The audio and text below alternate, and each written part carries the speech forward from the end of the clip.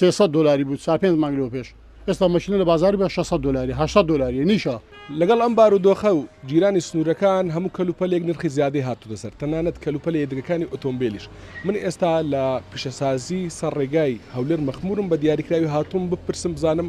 ینی کەلوپەلی ئۆتۆمبیل تا چەند نرخی زیاد بووە با بچینە لای خاوەنی دوکانەکە کە ئەلێرە کەلوپەلی نیسان دەفرۆشی من سلااوت لێبێ بەخێر بێ بەڕێزۆن باشێ سەلامەتی یا ڕەبی بخێر بێ ئەو گرانیەتی ینی چەندی نرخات و دەسەر لە مەچینەیان لە خول لە کەلوپەلی دەگەکان وەکو گران بوون لە بازاری گران نەبووە بەس وەکو کرێ گران بووە ئەمە تەنی ئەو مادەمان لە بۆ دەهات بە $270 بەس ئێستا بە $450 داخلمان کردیا لە کرێەکەی گران بووە کولی مەشینەکە قەدیم مەقسەد ئەو مەشینەی بە $230 بوو ئێستا لە بازاری $30 $50 فەڕق کردیا هاتی دەسەری هەمووش لەبەرچێ لە بە کرێەکەی قەدیم کرێەکە هەرزانتر بوو ئێستا گرانترە دەتایم بڵێن دوومان پێش ئێستا بە چەند بوو ئێستا بە چەندە دوومان لۆ نمونە ئەو مەشینەی بە $230 بەستا $280 یان مەشینەی تیدەمان هەیە برێ بە $130 بەستا بە $180 نۆرمالی ئەو هەیە لە بازاری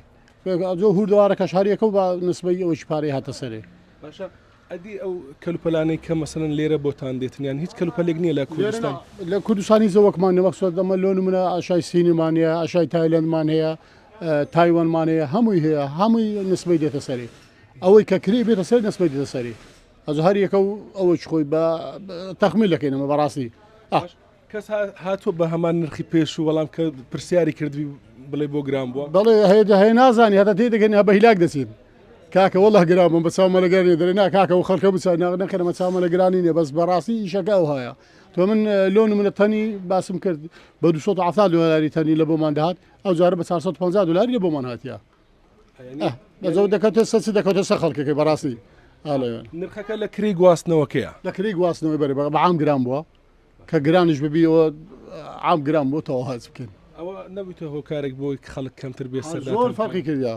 ناوڵە زۆر فەرقی کردیا پێشتر کە هەرزان و کابرا دەیکردی شتەکە سە زۆر کەسێ هانە لۆ چاکردن دەبا مەخسە لۆ نمونێ سامە ئاشای نیسانی مانێ مەشینەی ئالتیمای 2020 بەسەرێ 22 بڵێ مەشینە بە $300 بود 5 مانگ لەوە پێش ئێستا مەشینە لە بازاری بە $600 $800 نیشە $600 ئەم بەخۆم تەلەبم کردیا لە کەرکوچە مەشینەکەم پیا کردیا لە هەولێر بەدەستمان نەکردیا لە بۆی کەڕێنیا یان لێوێ کە بکری تاخیر دەبی ئێستا بێ